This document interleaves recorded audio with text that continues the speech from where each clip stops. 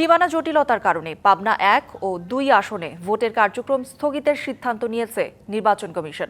Supreme কোর্টের appeal বিভাগ পরবর্তী সিদ্ধান্ত না দেয়া পর্যন্ত এই স্থগিতাদেশ বহাল থাকবে।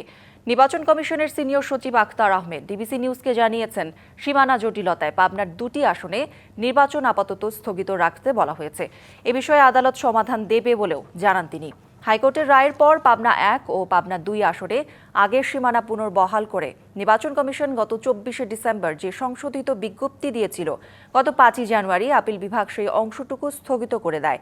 এক প্রার্থীর করা আবেদনের শুনানি করে আপিল বিভাগের আদেশে বলা হয়, বাদী লিভ টু আপিলের করা পর্যন্ত এই স্থগিতাদেশ বহাল থাকবে।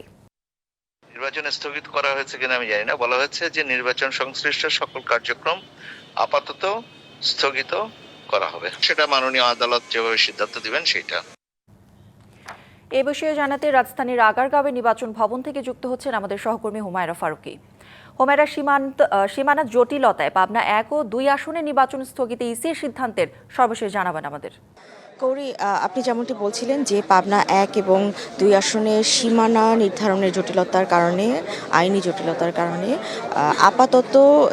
আপাতত এই ২ আসনের নির্বাচন স্থগিত করা হয়েছে। তো নির্বাচন কমিশনের সিনিয়র সচিব আখতার আহমেদের সাথে আমি এই বিষয়ে কথা বলেছি এবং তিনি আমাদেরকে যেটি জানিয়েছেন যে তিনি এই বিষয়ে কিছু এখন পর্যন্ত জানেন না, তবে আদালতের নির্দেশেই এই বিষয়ে যাবতীয় সিদ্ধান্ত নেওয়া হবে। এবং সীমানা জটিলতায় কিন্তু এমন ঘটনা এর আগেও ঘটেছে।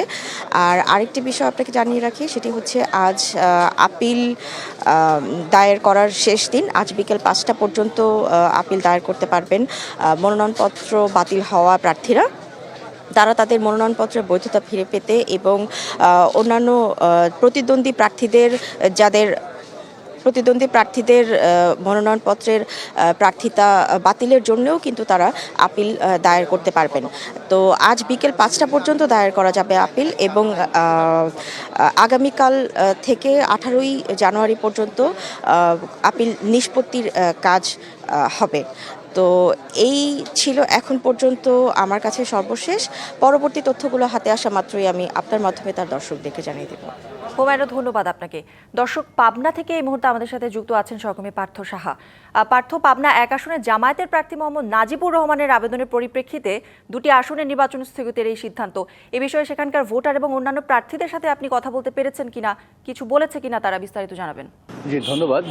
আসলে আমাদের আপনারা নিশ্চয়ই এর মধ্যেই জেনেছেন যে আসলে পাবনা ১ ও ২ আসন সীমানা জটিলতায় কিন্তু এই আগামী জাতীয় সংসদ নির্বাচনে এই ২টি আসনের নির্বাচন স্থগিত করা হয়েছে। আমরা স্থানীয়দের সাথে কথা বলেছি। আপনি যেমনটি জানতে চাইছিলেন যে স্থানীয়দের প্রতিক্রিয়া, আসলে আমরা স্থানীয়দের সাথে কথা বলে তাদের মধ্যে কিন্তু মিশ্র প্রতিক্রিয়াই দেখেছি।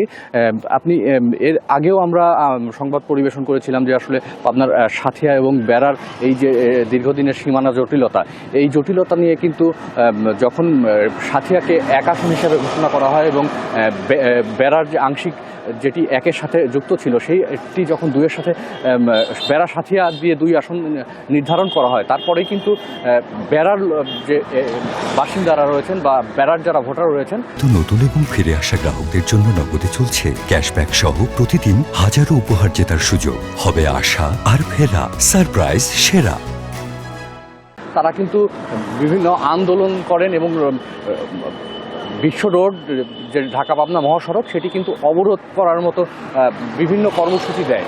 পরবর্তীতে যখন আবার পূর্বের সীমানা পুনরায় বহাল থাকে, তারপরও কিন্তু আমরা মানে একেবারেই ভিন্ন চিত্র দেখলাম, ব্যতিক্রম চিত্র দেখলাম যে পাবনা ১ আসনের যারা, অর্থাৎ সাথী আসনের যারা ভোটার ছিল, তারা কিন্তু একই ধরনের কর্মসূচি নেয় এবং রাস্তা অবরোধ সহ বিভিন্ন আন্দোলনের ডাক দেয়।